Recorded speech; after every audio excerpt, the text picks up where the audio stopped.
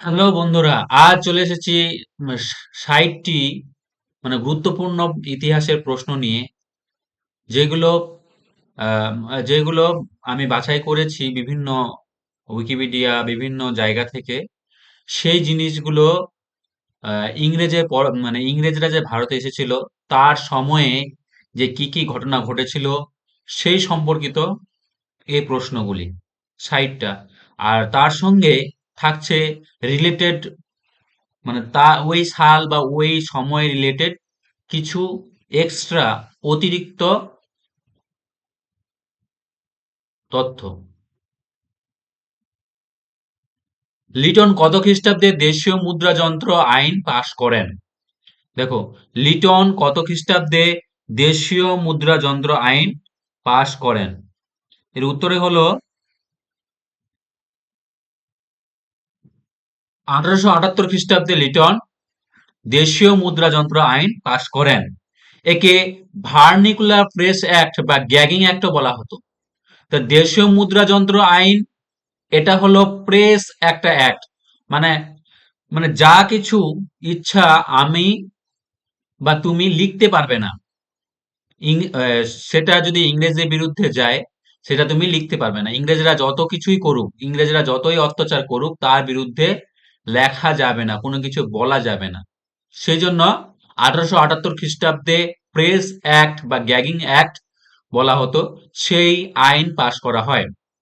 এর উদ্দেশ্য ছিল দেশীয় ভাষার সংবাদপত্রের কণ্ঠরোধ। এই যে কণ্ঠরোধ মানে স্টপ করে দেওয়া, মানে যদি ইংরেজরা ভারতীয়দের অত্যাচার করে সেই সম্পর্কে যদি কেউ লিখতে যায়, সেটাকে কি করবে? বন্ধ করে দিতে হবে। মানে সেই জিনিসটাকে পাবলিশ করা যাবে না, পাবলিক করা যাবে না। অমৃতবাজার থেকে বাঁচতে রাতারাতি ইংরেজি কাগজে পরিণত হয়। অমৃতবাজার পত্রিকা এর থেকে বাঁচতে রাতারাতি ইংরেজ কাগজে পরিণত করা হয়। অমৃতবাজার একটা পত্রিকা ছিল, সেটা মানে মানে সেটাকে বাঁচাতে, অমৃতবাজার পত্রিকাটা ব্যান হওয়া থেকে বাঁচাতে রাতারাতি ইংরেজ কাগজে এটা পরিণত হয়। 1882 সালে লর্ড রিপন এই আইন বাতিল করেন। 1882 সালে লর্ড রিপন এই আইনটা বাতিল করে দেন। ভারতে প্রকাশিত প্রথম সংবাদপত্রের নাম কি? বেঙ্গল গ্যাজেট বা হিকির গ্যাজেট। এর সম্পাদক ছিলেন James Augustus Hicky. James Augustus হিকির নাম অনুসারে এর নামকরণ করা হয়, বেঙ্গল গ্যাজেট বা হিকির গ্যাজেট বলা হয়। এটি একটি ইংরেজ সাপ্তাহিক পত্রিকা, সাপ্তাহিক পত্রিকা, সপ্তাহে সপ্তাহে আসতো। এখনকার পেপারগুলো যেমন ডেলি ডেলি আসে, প্রত্যেক দিন আসে, এবং সেই সময় এখনো সপ্তাহে কিছু পত্রিকা রয়েছে। তো সেই সময়ে ইংরেজি সাপ্তাহিক পত্রিকা ছিল বেঙ্গল গ্যাজেট বা হিকির গ্যাজেট। কলকাতা থেকে এটি প্রকাশিত হতো। কোথা থেকে? কলকাতা থেকে এটা প্রকাশিত হতো। ওয়ারেন হেস্টিংস এর সমালোচনার জন্য এটি বন্ধ হয়ে যায়। ওয়ারেন হেস্টিংস এর সমালোচনার জন্য, ওয়ারেন হেস্টিংস অত্যাচারী ছিল, সে অত্যাচার করত, সেগুলো আহ, ভারতীয়রা সেই সংবাদপত্রের মাধ্যমে তুলে দিত, লেখালেখি করত, ওই বেঙ্গল গ্যাজেটে লেখালেখি করত। তার সমালোচনা করার জন্য এটা বন্ধ করে দেওয়া হয়। বেঙ্গল গ্যাজেট কবে প্রকাশিত হয়? 1780 খ্রিস্টাব্দে 29শে জানুয়ারি এটি প্রকাশিত হয়। এটি ছিল ভারতের সাংবাদিকতার ইতিহাসের সূচনা। এটি ছিল ভারতের ইতিহাসে সাংবাদিকতার সূচনা, ইতিহাসের সূচনা। হিকি নিজেকে late printer to the honourable company বলতেন। হিকি নিজেকে late printer to the honourable company বলতেন। মাত্র 2 বছর চলার পর 1782 সালে এটি বন্ধ হয়ে যায়। 1780-তে শুরু হয়েছিল বেঙ্গল গ্যাজেট পত্রিকা, এবং 1782-তে এটা শেষ হয়ে যায়। 1782-তে বন্ধ হয়ে যায়। নাট্যাভিনয় আইন কবে পাশ হয়? নাট্যাভিনয় আইন পাশ হয় 1876 খ্রিস্টাব্দে। যেমন খুশি তেমন নাটক করতে পারবো না, এই আইনটা নাট্যাভিনয় আইন, যেখানে সেখানে নাটক অভিনয় এগুলো করা যাবে না। সেটা যদি ইংরেজদের বিরুদ্ধে যায়, সেই জন্য এটাকে আইন করে মানে বলবৎ করা হয়। এই আইনটা পাশ করে? লর্ড নর্থব্রুক এই আইন পাশ করেন। লর্ড নর্থব্রুক এই আইন পাশ করেন। নাটক বা যাত্রার মাধ্যমে ব্রিটিশ বিরোধী প্রচার বন্ধ করা ছিল এর উদ্দেশ্য। নাটক বা যাত্রার মাধ্যমে ব্রিটিশ বিরোধী প্রচার বন্ধ করা ছিল এর উদ্দেশ্য। নীল দর্পণ নাটকের জনপ্রিয়তা এই আইন প্রণয়নে ভূমিকা রাখে। নীল দর্পণ নীল দর্পণ যে নাটকটা ছিল তার যে জনপ্রিয়তা, সেই জন্য এই আইন প্রণয়ন করা হয়।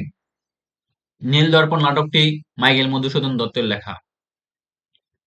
ভারতের প্রথম রাজনৈতিক সমিতির নাম কি? বঙ্গভাষা প্রকাশিকা সভা। বঙ্গভাষা প্রকাশিকা সভা। ভারতের প্রথম রাজনৈতিক সমিতির নাম হলো ভারতের প্রথম রাজনৈতিক সমিতির নাম হলো বঙ্গভাষা প্রকাশিকা সভা। 1836 খ্রিস্টাব্দে এটি প্রতিষ্ঠিত হয়। রাজা রাজা রামমোহন রায়ের অনুগামীরা এটি প্রতিষ্ঠা করেন। রাজা রামমোহন রায়ের অনুগামীরা, ফলোয়ার্সরা এটা প্রতিষ্ঠা করেন। এটি ছিল ভারতের প্রথম রাজনৈতিক সংগঠন। ইলবার্ট বিল আন্দোলন কবে পাশ হয়েছিল? ইলবার্ট বিল আন্দোলন কবে পাশ হয়েছিল? 1883 খ্রিস্টাব্দে। 1883 খ্রিস্টাব্দে ইলবার্ট বিল আইন পাশ করা হয়। এই বিলের মাধ্যমে ভারতীয় বিচারকদের ইউরোপীয়দের বিচার করার অধিকার দেওয়া হয়। এই বিলের মাধ্যমে ভারতীয় বিচারকদের ইউরোপীয়দের বিচার করার অধিকার দেওয়া হয়। মানে আগে ইউরোপীয়দের বিচার করতো না ভারতের বিচারকরা ইউরোপীয়দের বিচার করতো না। ইউরোপীয়রা যা কিছুই করত সব ছেড়ে দেওয়া হতো।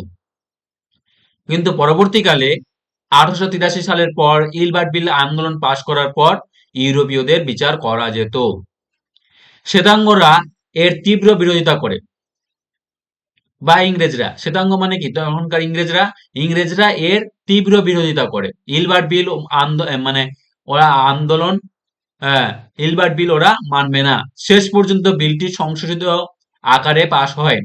শেষ পর্যন্ত বিলটি সংশোধিত আকারে পাশ হয়। সংশোধিত আকারে পাশ হয় মানে কোনো কিছু কাটছাট করে পাশ করা হয় যাতে ইংরেজদের সুবিধা হয়।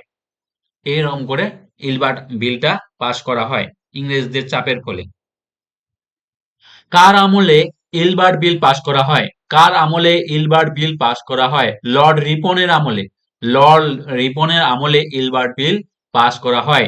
লর্ড রিপন ছিলেন একজন উদারপন্থী ভাইসরয়। লর্ড রিপন কে ছিল? উদারপন্থী একজন ভাইসরয়। তিনি ভারতীয়দের প্রতি সহানুভূতিশীল ছিলেন। এই বিলের বিতর্ক ভারতীয়দের মধ্যে জাতীয়তাবোধ জাগিয়ে তোলে।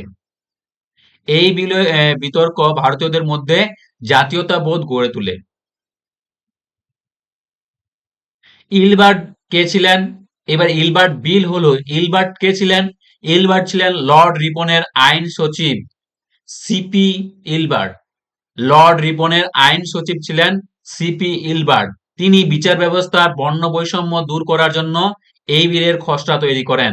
তিনি বিচার ব্যবস্থার বর্ণ বৈষম্য দূর করার জন্য, শ্বেতাঙ্গ কৃষ্ণাঙ্গ বর্ণ বৈষম্য দূর করার জন্য এই বিলের খসড়া তৈরি করেন। শ্বেতাঙ্গরা হলো ইংরেজরা আর কৃষ্ণাঙ্গরা হলো ভারতীয়। তো এই বর্ণ বৈষম্য দূর করার জন্য এই বিলের খসড়া তৈরি করেন। এর আগে ভারতীয় বিচারকরা ইউরোপীয় অপরাধীদের বিচার করতে পারতেন না। ভারতীয় বিচারকরা ইউরোপীয়রা যতই মানে অপরাধ করুক সে সম্পর্কে ভারতীয়রা বিচার করতে পারতো না, ভারতীয় বিচারকরা বিচার করতে পারতো না। ইলবার্ট বিল বিতর্কে ভারতীয় রাজনীতির মোড় ঘুরিয়ে দেয়। ইলবার্ট বিল বিতর্কে ভারতীয় রাজনীতির মোড় ঘুরিয়ে দেয়। অ্যালান অক্টেভিয়ান হিউম কে ছিলেন? অ্যালান অক্টেভিয়ান হিউম কে ছিলেন? অবসরপ্রাপ্ত ইংরেজ সিভিল সার্ভেন্ট, আইসিএস। অবসরপ্রাপ্ত ইংরেজ সিভিল সার্ভেন্ট ছিলেন অ্যালান অক্টেভিয়ান হিউম। তিনি ভারতীয় জাতীয় কংগ্রেসের প্রতিষ্ঠাতা বা জনক নামে পরিচিত। ভারতীয় জাতীয় কংগ্রেসের প্রতিষ্ঠাতা বা জনক নামে পরিচিত কে? Allan Octavian Hume. খুব ইম্পর্টেন্ট। তিনি ভারতের জাতীয় কংগ্রেসের প্রতিষ্ঠাতা বা জনক নামে পরিচিত। তিনি 1870 থেকে 1878 পর্যন্ত সরকারের কৃষি বাণিজ্য সচিব ছিলেন। 1870 থেকে 1878 পর্যন্ত তিনি সরকারের কৃষি ও বাণিজ্য সচিব ছিলেন। ভারতীয়দের ক্ষোভ প্রশমনের জন্য তিনি কংগ্রেস প্রতিষ্ঠার উদ্যোগ নেন। ভারতীয়দের ক্ষোভ প্রশমনের জন্য, ক্ষোভ হালকা করার জন্য, রাগ কমানোর জন্য তিনি কংগ্রেস প্রতিষ্ঠার উদ্যোগ নেন। সেফটি ভালভ তত্ত্ব, যেটা সেফটি ভালভ তত্ত্ব নামে পরিচিত, সেফটি ভালভ তত্ত্ব নামে পরিচিত, মানে অ্যালান অ্যাক্টিভিয়াম হিউমের কংগ্রেস প্রতিষ্ঠাতা, কংগ্রেস জাতীয় কংগ্রেসের প্রতিষ্ঠাতা সেফটি ভালভ তত্ত্ব নামে পরিচিত। জাতীয় কংগ্রেসের প্রথম অধিবেশন কবে হয়? 1885 সালে। 1885 খ্রিস্টাব্দে 28শে ডিসেম্বর। 1885 খ্রিস্টাব্দের 28শে ডিসেম্বর জাতীয় কংগ্রেসের প্রথম অধিবেশন হয়। 1875 85 খ্রিস্টাব্দের 28শে ডিসেম্বর জাতীয় কংগ্রেসের প্রথম অধিবেশন হয়। উমেশচন্দ্র বন্দ্যোপাধ্যায় এই অধিবেশনটির সভাপতি ছিলেন। উমেশচন্দ্র বন্দ্যোপাধ্যায় এই অধিবেশনের সভাপতি ছিলেন। জাতীয় কংগ্রেসের প্রথম অধিবেশনের সভাপতি কে ছিলেন? উমেশচন্দ্র বন্দ্যোপাধ্যায়। মোট 72 জন প্রতিনিধি এতে অংশগ্রহণ করেছিলেন। মোট 72 জন প্রতিনিধি এতে অংশগ্রহণ করেছিলেন, পার্টিসিপেট করেছিলেন। সুরেন্দ্রনাথ বন্দ্যোপাধ্যায় এই অধিবেশনে উপস্থিত ছিলেন না। জাতীয় কংগ্রেসের প্রথম অধিবেশন কোথায় হয়? জাতীয় কংগ্রেসের প্রথম অধিবেশন কোথায় হয়? বোম্বাইয়ের গোকুল দাস তেজপাল সংস্কৃত কলেজে। বোম্বাইয়ের গোকুল দাস তেজপাল সংস্কৃত কলেজে জাতীয় কংগ্রেসের প্রথম অধিবেশন হয়। বোম্বাই মানে হলো বর্তমানে যেটা মুম্বাই। প্রথমে এটি পুনেতে হওয়ার কথা ছিল। পুনেতে প্লেগ মহামারী দেখা দেওয়ায় স্থান পরিবর্তন করা হয়। এই ঐতিহাসিক অধিবেশনে কংগ্রেসের লক্ষ্য উদ্দেশ্য ঘোষণা করা হয়, যে কংগ্রেসের লক্ষ্য ও উদ্দেশ্য ঘোষণা করা হয়। জাতীয় কংগ্রেসের প্রতিষ্ঠার সময় ভারতের ভাইসরয় কে ছিল? Lord Dufferin. জাতীয় কংগ্রেসের প্রতিষ্ঠার সময় ভারতের ভাইসরয় কে ছিল? Lord Dufferin. তিনি কংগ্রেসকে মাইক্রোসেপ্টিক মাইনরিটি বলে উপহাস করেছিলেন। মাইক্রোস্কোপিক মাইনরিটি, অণুবীক্ষণিক লঘিষ্ঠ বলে উপহাস করেছিলেন। হিউমের সাথে ডাফরিনের ভালো সম্পর্ক ছিল। অনেকে মনে করেন কংগ্রেস ডাফরিনেরই ষড়যন্ত্রের ফল। ইটালির ঐক্য আন্দোলনকে প্রথম উজ্জীবিত করেন ইটালির কোন নেতা? ইটালির ঐক্য আন্দোলনকে প্রথম উজ্জীবিত করেন ইটালির কোন নেতা? জোসেফ ম্যাৎসিনি। জোসেফ ম্যাৎসিনি। তিনি ইয়ং ইটালি দল গঠন করেছিলেন। তিনি ইটালির যুব সমাজকে জাতীয়তাবোধে উদ্বুদ্ধ করেন। ভারতের সুরেন্দ্রনাথ বন্দ্যোপাধ্যায় ও লালা রাজপথ রায় তার দ্বারা অনুপ্রাণিত ছিলেন। জোসেফ ম্যাৎসিনির দ্বারা অনুপ্রাণিত ছিলেন। ইটালির ঐক্য আন্দোলন প্রথম উজ্জীবিত করেন ইটালির কোন নেতা? জোসেফ ম্যাৎসিনি। কলকাতা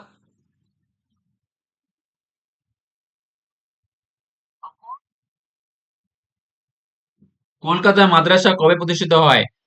1781 খ্রিস্টাব্দে। 1781 খ্রিস্টাব্দে কলকাতা মাদ্রাসা প্রতিষ্ঠিত হয়। প্রতিষ্ঠিত হয়। এটি ভারতের প্রাচ্য বিদ্যার প্রথম শিক্ষা কেন্দ্রগুলির একটি। এটি ভারতের প্রাচ্য বিদ্যার প্রথম শিক্ষা কেন্দ্রগুলির একটি। ওয়ারেন হেস্টিংস এটি প্রতিষ্ঠা করেন। কে এটা প্রতিষ্ঠা করেন? কলকাতা মাদ্রাসা কে প্রতিষ্ঠা করেন? Warren Hastings. আরবি ও ফরাসি ভাষা এবং মুসলিম আইন শিক্ষা দেওয়াই ছিল এর উদ্দেশ্য। আরবি, ফরাসি ভাষা ও মুসলিম আইন শিক্ষা দেওয়াই হলো কলকাতা মাদ্রাসার উদ্দেশ্য। বর্তমানে এটি আলিয়া বিশ্ববিদ্যালয় নামে পরিচিত। তাহলে আলিয়া বিশ্ববিদ্যালয়ের পূর্ব নাম কি ছিল? কলকাতা মাদ্রাসা। আলিয়া বিশ্ববিদ্যালয়ের পূর্ব নাম কি ছিল? কলকাতা মাদ্রাসা। খুব ইম্পর্টেন্ট। আলিয়া বিশ্ববিদ্যালয়ের মানে আলিয়া বিশ্ববিদ্যালয়ের পূর্ব নাম কি ছিল? কলকাতা মাদ্রাসা। কত সালে এটি প্রতিষ্ঠিত হয়? 1781 সালে। 1781 সালে এটি প্রতিষ্ঠিত হয়। কে কলকাতা মাদ্রাসা প্রতিষ্ঠা করেন? কে কলকাতা মাদ্রাসা প্রতিষ্ঠা করেন? Warren Hastings. Warren Hastings Kolkata মাদ্রাসা প্রতিষ্ঠা করেন। তিনি ছিলেন বাংলার প্রথম গভর্নর জেনারেল। তাহলে ওয়ারেন হেস্টিংস ছিল বাংলার প্রথম গভর্নর জেনারেল। বাংলার প্রথম গভর্নর জেনারেল কে ছিলেন? Warren Hastings. তিনি ভারতীয় সংস্কৃতি ও ভাষা শিক্ষার পৃষ্ঠপোষক ছিলেন। তিনি ভারতীয় সংস্কৃতি ও ভাষা শিক্ষার পৃষ্ঠপোষক ছিলেন। প্রশাসনের সুবিধার জন্য দেশীয় আইন জানা প্রয়োজন ছিল। প্রশাসনের সুবিধার জন্য দেশীয় আইন ভাষা জানা প্রয়োজন ছিল। বারাণসী সংস্কৃত বিদ্যালয় কবে প্রতিষ্ঠিত হয়? বারাণসী সংস্কৃত বিদ্যালয় কবে প্রতিষ্ঠিত হয়? 1791 খ্রিস্টাব্দে প্রতিষ্ঠিত হয়। জোনাথন ডানকান এটি প্রতিষ্ঠা করেন। বারাণসী সংস্কৃত বিদ্যালয় জোনাথন ডানকান এটি প্রতিষ্ঠা করেন। হিন্দু আইন ও দর্শন চর্চার জন্য এটি স্থাপিত হয়েছিল। হিন্দু আইন ও দর্শন চর্চার জন্য এটি স্থাপিত হয়েছিল। লর্ড কর্নওয়ালিস সময় এটি প্রতিষ্ঠিত হয়। তাহলে বারাণসী সংস্কৃত বিদ্যালয় কবে প্রতিষ্ঠিত হয়? 1791 খ্রিস্টাব্দে। কার আমলে প্রতিষ্ঠিত হয়? লর্ড কর্নওয়ালিসের সময় এটা প্রতিষ্ঠিত হয়।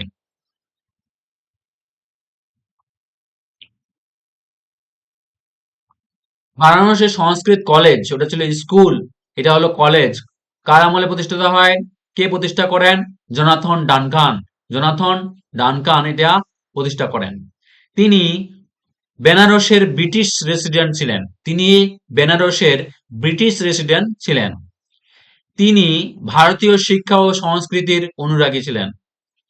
ভারতীয় শিক্ষা ও সংস্কৃতিকে তিনি সাপোর্ট করতেন, অনুরাগী ছিলেন, প্রিয় ছিলেন। এটি প্রাচ্যবাদী নীতির ফসল ছিল।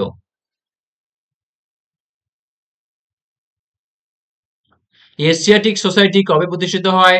1784 খ্রিস্টাব্দে 15ই জানুয়ারি। 15ই জানুয়ারি 1784 খ্রিস্টাব্দে 15ই জানুয়ারি এটি প্রতিষ্ঠিত হয়। কলকাতায় এটি প্রতিষ্ঠিত হয়। কলকাতায় এশিয়াটিক সোসাইটি প্রতিষ্ঠিত হয় 1784 খ্রিস্টাব্দে। প্রাচ্যবিদ্যা চর্চা ও গবেষণার জন্য এটি তৈরি হয়। প্রাচ্যবিদ্যা চর্চা ও গবেষণার জন্য এটি তৈরি হয়। এখান থেকে অনেক দুষ্প্রাপ্য পুঁথি আবিষ্কৃত ও সংরক্ষিত হয়েছে। এখান থেকে অনেক দুষ্প্রাপ্য পুঁথি ও আবিষ্কৃত ও সংরক্ষিত হয়েছে। সেখান থেকে অনেক তথ্য জানা যায়। এশিয়াটিক সোসাইটি কে প্রতিষ্ঠা করেন? Sir William Jones. Sir William Jones Asiatic society প্রতিষ্ঠা করেন। তিনি ছিলেন সুপ্রিম কোর্টের বিচারপতি ও ভাষাবিদ। তিনি ছিলেন সুপ্রিম কোর্টের বিচারপতি ও ভাষাবিদ। তিনি সংস্কৃত ভাষার সাথে ইউরোপীয় ভাষার মিল খুঁজে পান। স্যার উইলিয়াম জোন্স সংস্কৃত ভাষার সাথে ইংরেজদের ইউরোপীয় ভাষার মিল খুঁজে পান। কালিদাসের অভিজ্ঞান শকুন্তলম তিনি ইংরেজিতে অনুবাদ করেন। স্যার উইলিয়াম জোন্স কালিদাসের অভিজ্ঞান শকুন্তলম ইংরেজিতে অনুবাদ করেন। তাহলে কালিদাসের অভিজ্ঞান শকুন্তলম ইংরেজিতে অনুবাদ করেন কে? Sir William Jones. Fort William College কবে প্রতিষ্ঠিত হয়? 1800 খ্রিস্টাব্দে। 1800 খ্রিস্টাব্দে ফোর্ট উইলিয়াম কলেজ প্রতিষ্ঠিত হয়। লর্ড ওয়েলেসলি এটি প্রতিষ্ঠা করেন।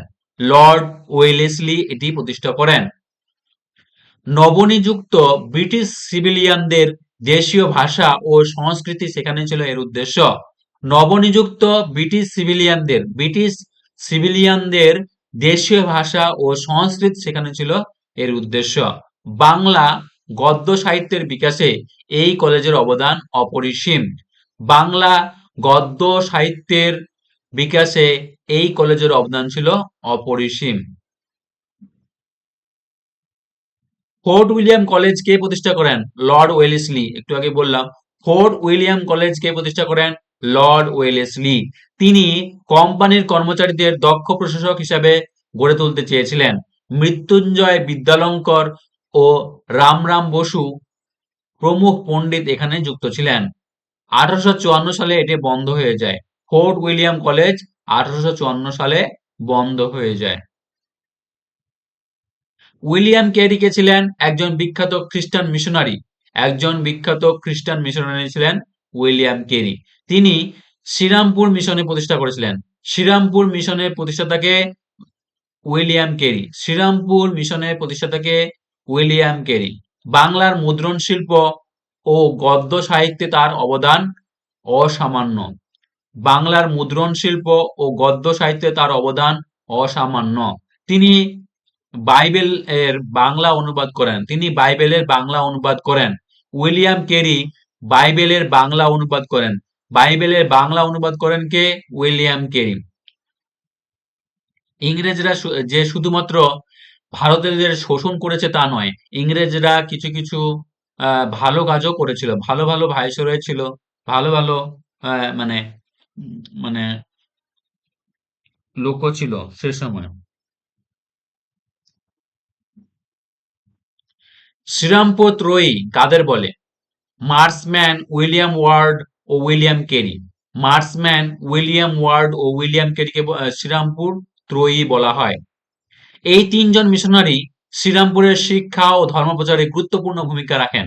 এই তিনজন মিশনারি শ্রীরামপুরে শিক্ষা ও ধর্মপ্রচারে গুরুত্বপূর্ণ ভূমিকা রাখেন। 1800 সালে শ্রীরামপুর মিশন প্রেস স্থাপন করা হয়। 1800 সালে শ্রীরামপুর মিশন প্রেস স্থাপন করা হয়। এটি ছিল বাংলার নবজাগরণের অন্যতম কেন্দ্র। তাহলে বাংলার নবজাগরণের অন্যতম কেন্দ্র কি ছিল? শ্রীরামপুর। কোন বাঙালি প্রথম বিলেত যান? কোন বাঙালি প্রথম বিলেত যান? উত্তর হলো রাজা রামমোহন রায়। কোন বাঙালি প্রথম বিলেত যান? রাজা রামমোহন রায়। 1830 সালে তিনি ইংল্যান্ডে যান। কত সালে? 1830 সালে তিনি ইংল্যান্ডে যান। তিনি সমুদ্র যাত্রায় ধর্মনাশের কুসংস্কার ভেঙেছিলেন। সমুদ্র যাত্রায় ধর্মনাশের কুসংস্কার ভেঙেছিলেন রাজা রামমোহন রায়। সমুদ্র যাত্রা করলে ধর্ম নষ্ট হয়ে যাবে, এই কুসংস্কার তিনি ভেঙেছিলেন। মুঘল সম্রাট দ্বিতীয় আকবরের দূত হিসাবে তিনি সেখানে গিয়েছিলেন। মুঘল সম্রাট দ্বিতীয় আকবরের দূত হিসাবে তিনি সেখানে গিয়েছিলেন।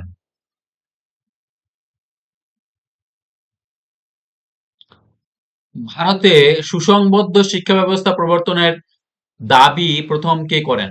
Charles grant. চার্লস গ্রান্ট ভারতের সুসংবদ্ধ শিক্ষা ব্যবস্থা প্রবর্তনের দাবি প্রথম কে করেন? Charles grant. তাকে আধুনিক ভারতের শিক্ষার জনক বলা হয়। তাহলে কাকে আধুনিক ভারতের প্রথম শিক্ষার জনক বলা হয়? আধুনিক ভারতের শিক্ষার জনক বলা হয় চার্লস গ্রান্টকে। আধুনিক ভারতের শিক্ষার জনক বলা হয় চার্লস গ্রান্টকে। তিনি আর আধুনিক ভারতের মানব কাকে বলা হয়? মানুষ কাকে বলা হয়? আধুনিক যুগের মানুষ কাকে বলা হয়? রাজা রামমোহন রায়কে। আর আধুনিক ভারতের শিক্ষার জনক কাকে বলা হয়? চার্লস গ্রান্টকে। তিনি ইংরেজি শিক্ষার মাধ্যমে ভারতীয়দের আধুনিক করার প্রস্তাব দেন। তাহলে তিনি ইংরেজি শিক্ষার মাধ্যমে ভারতীয়দের আধুনিক শিক্ষার প্রস্তাব দেন। তার সুপারিশে 1813 সালে চার্টার অ্যাক্ট প্রতিফলিত হয়। তার সুপারিশে 1813 সালে চার্টার অ্যাক্ট প্রতিফলিত হয়। হিন্দু কলেজ প্রতিষ্ঠার উদ্যোক্তা কারা ছিলেন? হিন্দু কলেজ প্রতিষ্ঠার উদ্যোক্তা কারা ছিলেন? David Hare, Hyde East, Baidyanath Mukhopadhyay ও রামমোহন রায়। এটি ভারতীয় পাশ্চাত্য শিক্ষার অন্যতম পীঠস্থান ছিল। এটি ভারতীয় পাশ্চাত্য শিক্ষার অন্যতম পীঠস্থান ছিল। 1855 সালে এর নাম পরিবর্তন করে প্রেসিডেন্সি কলেজ রাখা হয়। তাহলে হিন্দু কলেজের বর্তমান নাম কি? Presidency college. তাহলে হিন্দু কলেজ আগে যেটা প্রেসিডেন্সি কলেজ ছিল, হিন্দু কলেজ যেটা আগে হিন্দু কলেজ ছিল সেটা হলো বর্তমানে প্রেসিডেন্সি কলেজ। বর্তমানে এটি প্রেসিডেন্সি বিশ্ববিদ্যালয়। আর বর্তমানে এটা প্রেসিডেন্সি বিশ্ববিদ্যালয়, ইউনিভার্সিটি হয়ে গেছে। ভারতে পাশ্চাত্য শিক্ষা প্রবর্তনের নীতি কার আমলে গৃহীত হয়? লর্ড উইলিয়াম বেন্টিং এর আমলে। 1835 সালে লর্ড উইলিয়াম বেন্টিং এর আমলে ভারতে পাশ্চাত্য শিক্ষা প্রবর্তনের নীতি গ্রহণ করা হয়। মেকলে মিনিট এর ভিত্তি ছিল। মেকলে মিনিট এর ভিত্তি ছিল। এর মাধ্যমে ইংরেজি ভাষাকে শিক্ষার মাধ্যমে মাধ্যম করা হয়। এর মাধ্যমে ইংরেজি ভাষাকে শিক্ষার মাধ্যম করা হয়। কার মাধ্যমে? মেকলে মিনিটের মাধ্যমে বা ভারতের পাশ্চাত্য শিক্ষা প্রবর্তনের মাধ্যমে, নীতির মাধ্যমে। প্রাচ্য ও পাশ্চাত্য দ্বন্দ্ব এর অবসান ঘটে।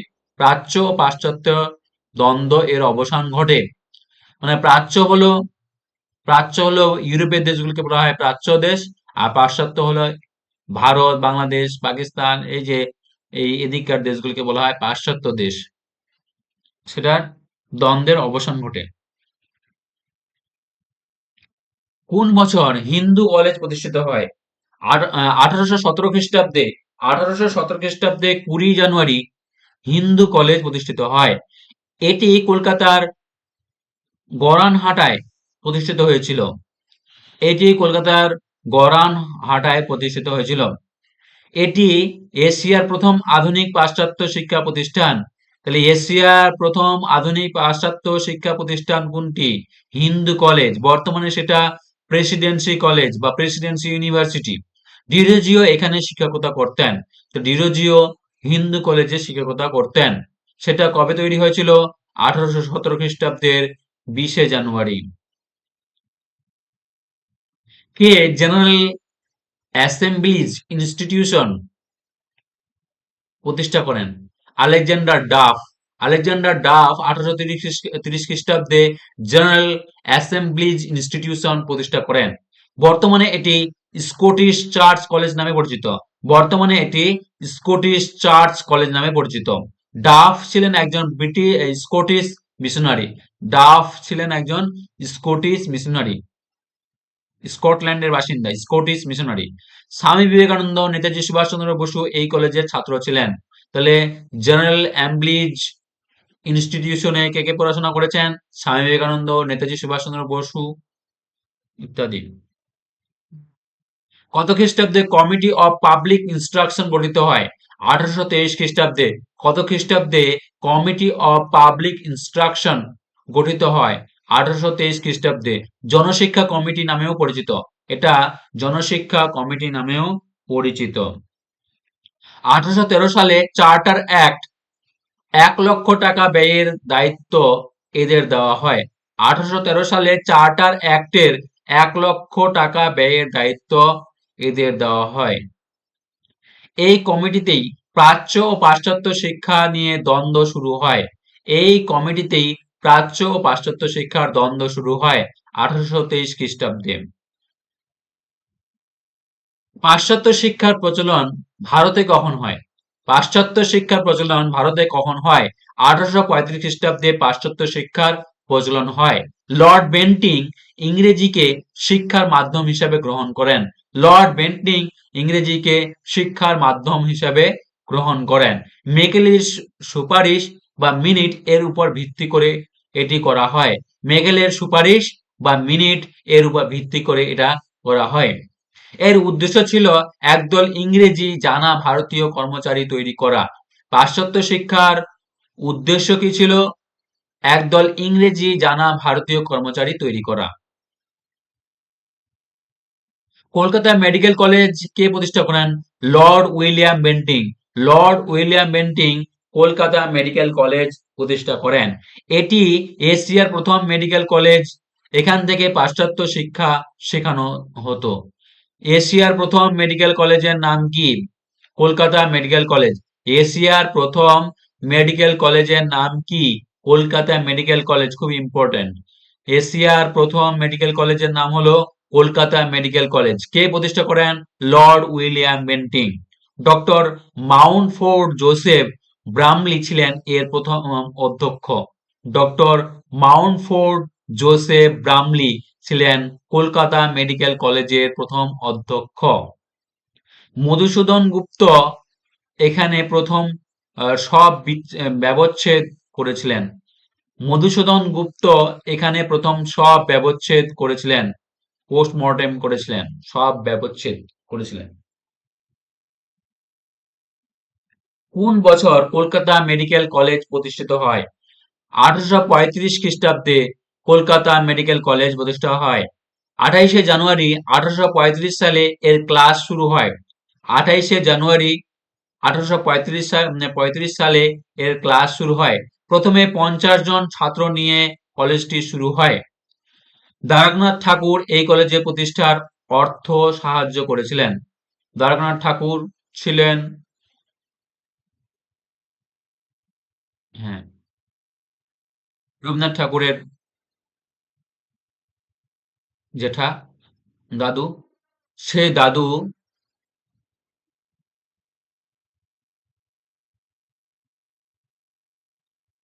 টাকা দিয়েছিল কলকাতা মেডিকেল কলেজে স্থাপনের সময়। লর্ড মেকলে কে ছিলেন? লর্ড মেকলে কে ছিলেন? লর্ড বেন্টিং এর আইন সচিব ও জনশিক্ষা কমিটির সভাপতি ছিলেন। তিনি ছিলেন বিখ্যাত ব্রিটিশ ইতিহাসবিদ ও রাজনীতিবিদ। 1835 সালে তিনি তার বিখ্যাত ম্যাকলে মিনিট পেশ করেন। 1835 সাল, তাহলে ম্যাকলে মিনিট কবে হয়? 1835 সালে। ম্যাকলে মিনিট 1835 সালে হয়। তিনি ভারতীয়দের ইংরেজি শিক্ষায় শিক্ষিত করার পক্ষে ছিলেন। তিনি ভারতীয়দের মানে ইংরেজি শিক্ষায় শিক্ষিত করার পক্ষে ছিলেন। চার্লস উড কে ছিলেন? ইংল্যান্ডের বোর্ড অফ কন্ট্রোলের সভাপতি। চার্লস উড কে ছিলেন? ইংল্যান্ডের বোর্ড অফ কন্ট্রোলের সভাপতি ছিলেন।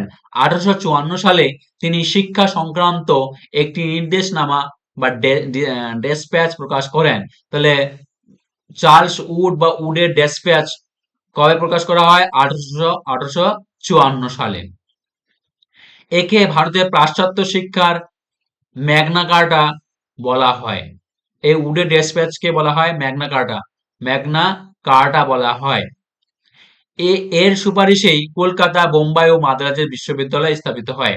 এর সুপারিশেই ইংল্যান্ডের বোর্ড অফ কন্ট্রোলের সভাপতি চার্লস উডের সুপারিশে কলকাতা, বোম্বাই ও মাদ্রাজে বিশ্ববিদ্যালয় স্থাপিত হয়। কোন বছর কলকাতা বিশ্ববিদ্যালয় প্রতিষ্ঠিত হয়? কোন বছর কলকাতা বিশ্ববিদ্যালয় প্রতিষ্ঠিত হয়? 1857 সাল খ্রিস্টাব্দে 24শে জানুয়ারি কলকাতা বিশ্ববিদ্যালয় প্রতিষ্ঠিত হয়। এটি ভারতের প্রথম আধুনিক বিশ্ববিদ্যালয়। ভারতের প্রথম আধুনিক বিশ্ববিদ্যালয় কোনটি? কলকাতা বিশ্ববিদ্যালয়। লর্ড ক্যানিং এর সময় এটি প্রতিষ্ঠিত হয়। তাহলে লর্ড ক্যানিং এর সময় কলকাতা বিশ্ববিদ্যালয় প্রতিষ্ঠিত হয়। তাহলে লর্ড ক্যানিং এর সময় কলকাতা বিশ্ববিদ্যালয় প্রতিষ্ঠিত হয়। স্যার জেমস উইলিয়াম কোলভিল ছিলেন এর প্রথম উপাচার্য। স্যার জেমস উইলিয়াম কোলভিল ছিলেন এর প্রথম উপাচার্য। রাজা রামমোহন রায় কবে জন্মগ্রহণ করেন? 1774 খ্রিস্টাব্দে 22শে মে। মতান্তরে 1772 খ্রিস্টাব্দে রাজা রামমোহন রায় জন্মগ্রহণ করেন। কোথায় জন্মগ্রহণ করেন? হুগলি জেলার রাধানগর গ্রামে তার জন্ম হয়। তিনি আধুনিক ভারতের জনক নামে পরিচিত। বললাম একটু আগেই, তিনি আধুনিক ভারতের জনক নামে পরিচিত। তিনি বাংলা, সংস্কৃত, আরবি, ফরাসি, হিব্রু ও গ্রিক ভাষায় পারদর্শী ছিলেন। মানে এতগুলো ভাষা তিনি জানতেন। বাংলা জানতেন, সংস্কৃত, আরবি, ফরাসি, হিব্রু আর গ্রিক ভাষা জানতেন। কোন সমাজ সংস্কারের আন্দোলনের ফলে সতীদাহ প্রথা রদ হয়? রাজা রামমোহন রায়ের আমলের ফলে সতীদাহ প্রথা রদ হয়। সতীদাহ প্রথা কি ছিল? সহমরণ, মানে মৃত স্বামীর সাথে জীবিত স্ত্রীকে পুড়িয়ে মারার ঘটনাটা হলো সতীদাহ প্রথা। সেই সতীদাহ প্রথা মানে ভয়ঙ্কর সতীদাহ প্রথা কে নির্গমন করেন? রাজা রামমোহন রায়। তিনি হিন্দু শাস্ত্র উদ্ধৃত করে প্রমাণ করেন যে সতীদাহ ধর্ম বিরুদ্ধ। হিন্দু হিন্দু শাস্ত্র হিন্দু শাস্ত্র উদ্ধৃত করে প্রমাণ করেন যে সতীদাহ প্রথা ধর্ম বিরুদ্ধ। এর কোনো প্রমাণ নেই। তার আন্দোলনের ফলে লর্ড ব্যান্টিং 1829 সালে এই আইন পাশ করেন। আইন পাশ করে এটা বন্ধ করেন। এটি ছিল ঊনবিংশ শতাব্দীর সমাজ সংস্কারের প্রথম ধাপ। ঊনবিংশ শতাব্দীর সমাজ সংস্কারের প্রথম ধাপ ছিল এটা, ফার্স্ট স্টেপ। রাজা রামমোহন রায়ে কবে মৃত্যু হয়? 19শে সেপ্টেম্বর 1933 বা 1833 খ্রিস্টাব্দে রাজা রামমোহন রায়ের মৃত্যু হয়। মেনিনজাইটিস মেনিনজাইটিস রোগে আক্রান্ত হয়ে তার মৃত্যু হয়। মৃত্যুর 10 বছর পর দেবেন্দ্রনাথ ঠাকুর ব্রাহ্ম সমাজের দায়িত্ব নেন। মেনিনজাইটিস রোগে আক্রান্ত হয়ে তার মৃত্যু হয়, রাজা রামমোহন রায়ের মৃত্যু হয়। ব্রিস্টলের অনার্স ভেল সিমেট্রিতে তার সমাধি রয়েছে। ব্রিস্টলের আর্নস ভেল সিমেট্রিতে তার সমাধি রয়েছে। ব্রিস্টলের আর্নস ভেল সিমেট্রিতে তার সমাধি রয়েছে। রাজা রামমোহন রায়ের কোথায় মৃত্যু হয়? ইংল্যান্ডের ব্রিস্টল শহরে। ইংল্যান্ডের ব্রিস্টল শহরে রাজা রামমোহন রায়ের মৃত্যু হয়। তিনি মুঘল বাদশাহের দূত হিসেবে ইংল্যান্ডে গেছিলেন। মুঘল বাদশাহের দূত হিসেবে ইংল্যান্ডে গেছিলেন। তিনিই প্রথম ভারতীয় যিনি সমুদ্র পাড়ি দিয়ে বিদেশে গিয়েছিলেন। তাহলে ভারতের প্রথম ভারতীয় যিনি সমুদ্র পাড়ি দিয়ে বিদেশে গেছিলেন তার নাম কি? রাজা রামমোহন রায়। ব্রিস্টেল তার পূর্ণ আহ, পূর্ণবায় মূর্তিও রয়েছে। ব্রিস্টেলে তার পূর্ণবায় মানে সম্পূর্ণ চেহারার মূর্তি রয়েছে ব্রিস্টেলে, ইংল্যান্ডের। ইয়ং বেঙ্গল বা নব্য গোষ্ঠীর নেতা কে ছিলেন? Henry Louis Vivian Derozio. Henry Louis Vivian HLV Derozio ছিলেন ইয়ং বেঙ্গল বা নব্যবঙ্গ গোষ্ঠীর নেতা। তিনি হিন্দু কলেজের তরুণ অধ্যাপক ছিলেন। হিন্দু কলেজের তরুণ অধ্যাপক ছিলেন। তিনি ছাত্রদের স্বাধীন চিন্তাভাবনা ও যুক্তিবাদে উদ্বুদ্ধ করতেন। তিনি ছাত্রদের স্বাধীন চিন্তাভাবনা ও যুক্তিবাদে উদ্বুদ্ধ করতেন। তার অনুগামীদের ডিরোজিয়ান বলা হতো। আত্মীয় সভা প্রতিষ্ঠা করেন কে? আত্মীয় সভা প্রতিষ্ঠা করেন কে? রাজা রামমোহন রায় আত্মীয় সভা প্রতিষ্ঠা করেন। কলকাতায় এটি প্রতিষ্ঠিত হয়। ধর্ম ও দর্শন বিষয়ে আলোচনার জন্য এটি গঠিত হয়েছিল। এটি পরবর্তীকালে ব্রাহ্ম সমাজে রূপান্তরিত হয়। আত্মীয় সভাটাই পরবর্তীকালে ব্রাহ্ম ব্রাহ্মীয় সমাজ বা ব্রাহ্ম সমাজে পরিণত হয়। 1815 খ্রিস্টাব্দে এটি তৈরি হয়েছিল। ব্রাহ্ম সমাজ প্রতিষ্ঠা করেন কে? ব্রাহ্ম সমাজ প্রতিষ্ঠা করেন কে? রাজা রামমোহন রায়। 1828 সালে ব্রাহ্ম সভা নামে এটি প্রতিষ্ঠিত হয়, কিন্তু 1830 সালে এর নাম হয় ব্রাহ্ম সমাজ। নিরাকার ব্রহ্মের উপাসনা ছিল এর মূল লক্ষ্য। নিরাকার ব্রহ্ম, নিরাকার ঈশ্বর এর উপাসনা করা ছিল এই আত্মীয় সভার মূল লক্ষ্য, ব্রাহ্ম সমাজের মূল লক্ষ্য। কে স্কুল বুক সোসাইটি প্রতিষ্ঠা করেন? কে স্কুল বুক সোসাইটি প্রতিষ্ঠা করেন? David Hare. David Hare school book society প্রতিষ্ঠা করেন। এটি কলকাতায় প্রতিষ্ঠিত হয়েছিল। এটি কলকাতায় প্রতিষ্ঠিত হয়েছিল। এর উদ্দেশ্য ছিল ছাত্রছাত্রীদের নিয়ে কম দামে পাঠ্যপুস্তক প্রকাশ করা। এর উদ্দেশ্য ছিল ছাত্রছাত্রীদের জন্য কম দামে পাঠ্যপুস্তক প্রকাশ করা। রাধাকান্ত দেব এর সম্পাদক ছিলেন।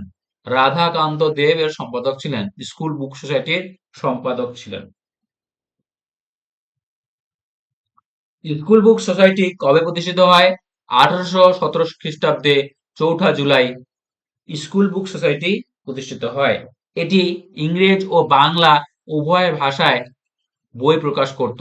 এটি ইংরেজ ইংরেজি ও বাংলা উভয় ভাষায় বই প্রকাশ করত।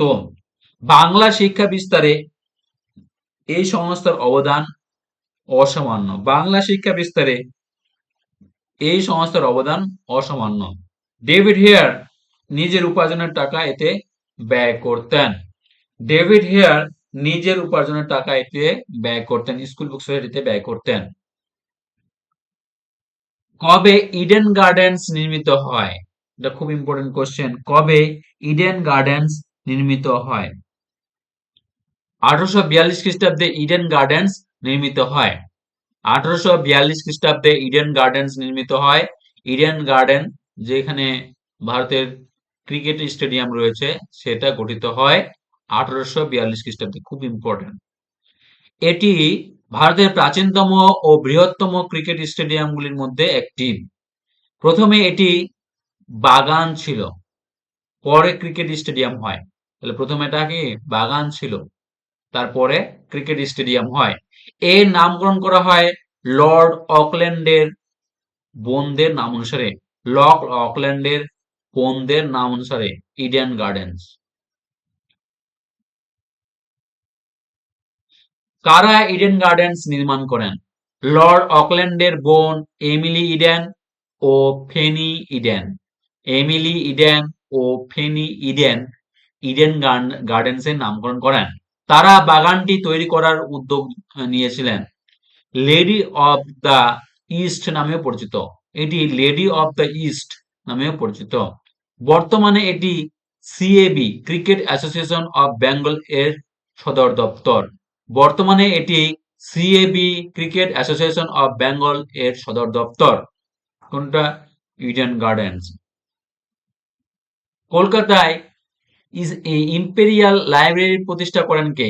Lord Curzon. কলকাতায় ইম্পেরিয়াল লাইব্রেরি প্রতিষ্ঠা করেন কে? Lord Curzon. 1903 সালে এটি জনসাধারণের জন্য উন্মুক্ত করা হয়। 1903 সালে জনসাধারণের জন্য খোলা হয়। কলকাতা পাবলিক লাইব্রেরি এবং সচিবালয় লাইব্রেরিকে যুক্ত করে এটি তৈরি করা হয়। কলকাতার পাবলিক লাইব্রেরি এবং সচিবালয় লাইব্রেরিকে যুক্ত করে এটি তৈরি করা হয়। স্বাধীনতার পরে এর নাম হয় জাতীয় গ্রন্থাগার। তাহলে স্বাধীনতার পরে কলকাতা ইম্পেরিয়াল লাইব্রেরির নাম পরে কি হয়? জাতীয় গ্রন্থাগার। এখনো সেটা জাতীয় গ্রন্থাগার নামে পরিচিত। তাহলে জাতীয় গ্রন্থাগারের পূর্ব নাম কি ছিল? Kolkata imperial library. বর্তমানে জাতীয় গ্রন্থাগারের পূর্ব নাম কি ছিল? বললাম ইম্পেরিয়াল লাইব্রেরি। 1948 সালে জাতীয় গ্রন্থাগার নামে রাখা হয়। 1948 সালে জাতীয় গ্রন্থাগার নাম রাখা হয়।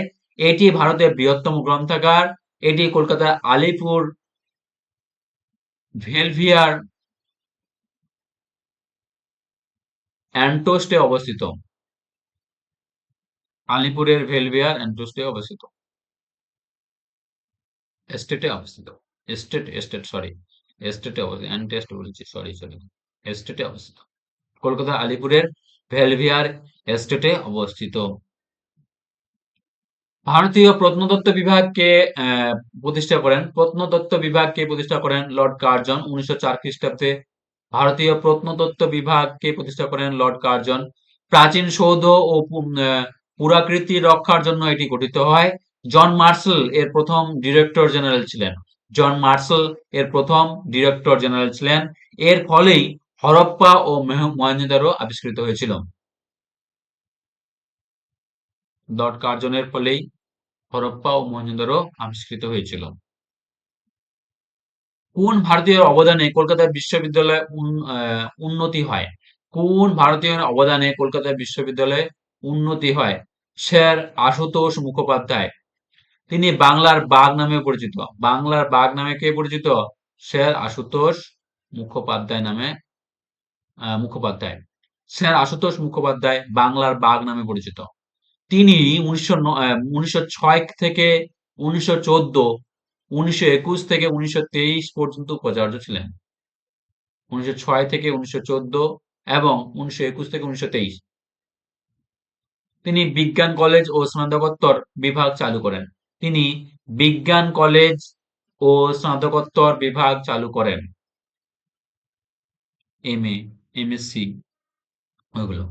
লর্ড কার্জনের আমলে নিযুক্ত বিশ্ববিদ্যালয়ের দুজন ভারতীয় কমিশনারের সদস্যের নাম করো। স্যার গুরুদাস বন্দ্যোপাধ্যায় ও সৈয়দ হুসেন বিলগ্রাম। স্যার গুরুদাস বন্দ্যোপাধ্যায় ও সৈয়দ হুসেন বিলগ্রাম ছিল দুজন ভারতীয় কমিশনার। 1902 সালে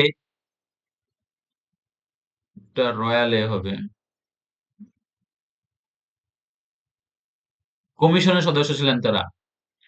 এই কমিশনের সুপারিশে 1904 সালে ভারতীয় বিশ্ববিদ্যালয় আইন পাশ হয়।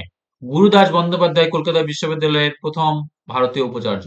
তাহলে গুরুদাস বন্দ্যোপাধ্যায় ছিলেন কলকাতা বিশ্ববিদ্যালয়ের প্রথম ভারতীয় উপাচার্য।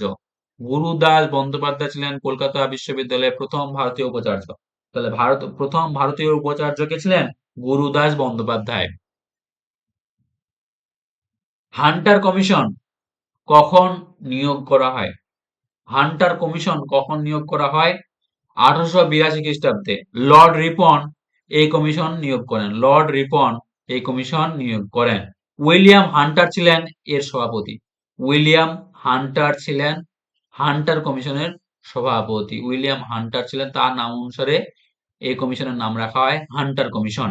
এই কমিশনের প্রাথমিক শিক্ষার উপর গুরুত্ব দিয়েছিল। এই কমিশন প্রাথমিক শিক্ষার উপর গুরুত্ব দিয়েছিল। Primary level. স্যাডলার কমিশন কবে নিয়োগ করা হয়? 1917 খ্রিস্টাব্দে স্যাডলার কমিশন নিয়োগ করা হয়। কলকাতা বিশ্ববিদ্যালয়ের সংস্কারের জন্য এটি গঠিত হয়। মাইকেল স্যাডলার এর সভাপতি ছিলেন। কলকাতা বিশ্ববিদ্যালয়ের সংস্কারের জন্য এটি গঠিত হয়। আশুতোষ মুখোপাধ্যায় এই কমিশনের সদস্য ছিলেন। আশুতোষ মুখোপাধ্যায় এই কমিশনের স্যাডলার কমিশনের কি ছিলেন? সদস্য ছিলেন। ভারতের প্রথম মহিলা বিশ্ববিদ্যালয় কোথায় প্রতিষ্ঠা করা হয়? পুনেতে। ভারতের প্রথম মহিলা বিশ্ববিদ্যালয় কোথায় প্রতিষ্ঠা করা হয়? পুনেতে। এসএনডিটি ওমেন্স ইউনিভার্সিটি, এসএনডিটি ওমেন্স ইউনিভার্সিটি, পুনেতে। এটি দক্ষিণ পূর্ব এশিয়ার প্রথম মহিলা বিশ্ববিদ্যালয়। তাহলে এটি দক্ষিণ পূর্ব এশিয়ার প্রথম মহিলা বিশ্ববিদ্যালয়ের নাম কি? এসএনডিটি ওমেন্স ইউনিভার্সিটি, যেটা পুনেতে অবস্থিত। নারী শিক্ষার প্রসারে এটি একটি যুগান্তকারী পদক্ষেপ ছিল। নারী শিক্ষার প্রসারে এটি একটি যুগান্তকারী পদক্ষেপ ছিল। বর্তমানে এর সদর দপ্তর মুম্বাইয়ে অবস্থিত। বর্তমানে এর সদর দপ্তর, এসএনডিটির সদর দপ্তর মুম্বাইয়ে অবস্থিত। ভারতের প্রথম মহিলা বিশ্ববিদ্যালয় কবে প্রতিষ্ঠিত হয়?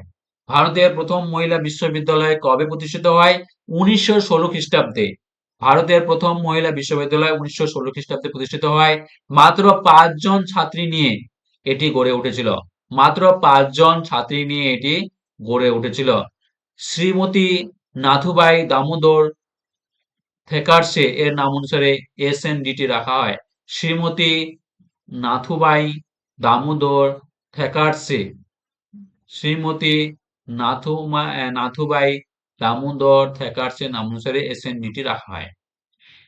এটি নারীদের উচ্চশিক্ষার সুযোগ করে দেয়। এটি নারীদের উচ্চশিক্ষার সুযোগ করে দেয়। 1916 খ্রিস্টাব্দে প্রথম মহিলা বিশ্ববিদ্যালয়, 1916 খ্রিস্টাব্দে প্রথম মহিলা বিশ্ববিদ্যালয় স্থাপিত হয়।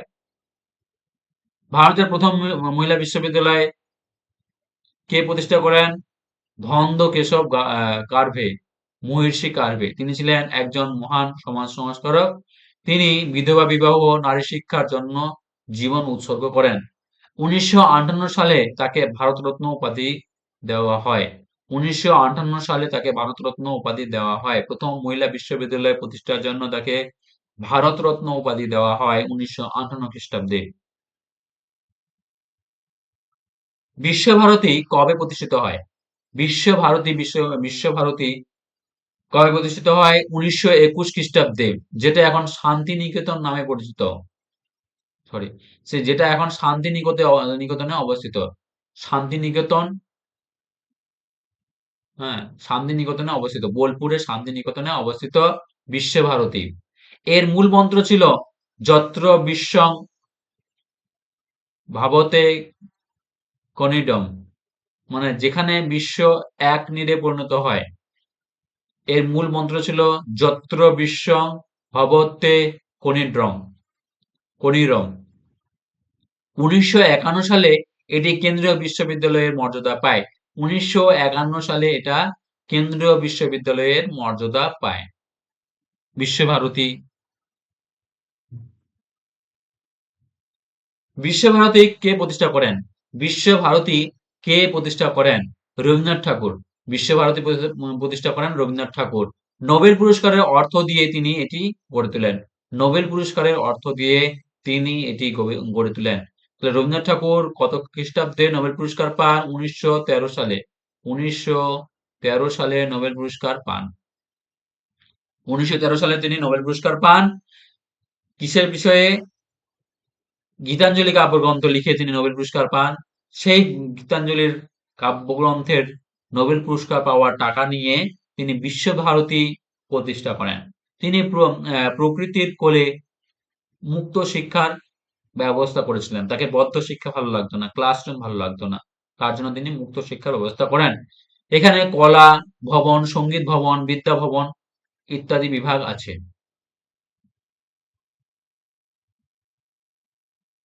আজকের লাস্ট কোশ্চেন, কোন বছর সরি কোন বছর যাদবপুর ইঞ্জিনিয়ারিং কলেজ প্রতিষ্ঠিত হয়? 1906 খ্রিস্টাব্দে যাদবপুর ইঞ্জিনিয়ারিং কলেজ প্রতিষ্ঠিত হয়। স্বদেশী আন্দোলনের সময় জাতীয় শিক্ষা পরিষদের অধীনে এটি তৈরি হয়। প্রথমে এর নাম ছিল বেঙ্গল টেকনিক্যাল ইনস্টিটিউট। তাহলে Bengal technical institute Jadavpur engineering কলেজের আগে নাম ছিল বেঙ্গল টেকনিক্যাল ইনস্টিটিউট। 1955 সালে এটি যাদবপুর বিশ্ববিদ্যালয়ে পরিণত হয়। তাহলে যাদবপুর ইঞ্জিনিয়ারিং কলেজ ছিল 1906 খ্রিস্টাব্দে এটি তৈরি হয়। প্রথমে তার নাম ছিল বেঙ্গল টেকনিক্যাল ইনস্টিটিউট।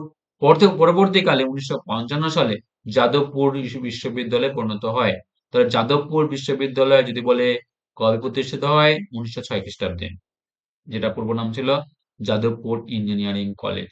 যদি ভালো লেগে থাকে তাহলে লাইক করো, সাবস্ক্রাইব করো, শেয়ার করো, বেশি বেশি করে শেয়ার করে দাও, লাইক করো, কমেন্ট করো। আর কোন কোন বিষয়ে তোমাদের মানে ভিডিও করব, মানে ক্লাস আনবো, সেই বিষয়ে তোমরা কমেন্ট করো। ঠিক আছে, থ্যাংক ইউ।